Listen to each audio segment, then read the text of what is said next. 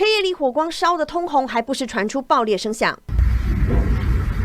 黑烟直窜天际，火焰声势吓人，几公里外就看得到。三狗，几公里内的轮胎有刚好用绳子把它融合了。消防队获报抵达，兵分多路拉出水线，分头从2楼以及出动云梯车制高点，从高空涉水灌救。可以打，看起来到。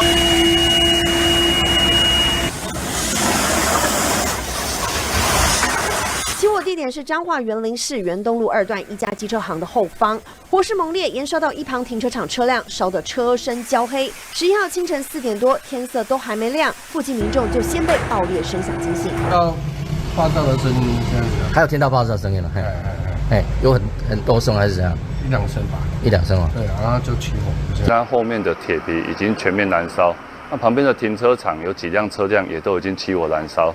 所以我们就立即的布线来抢救。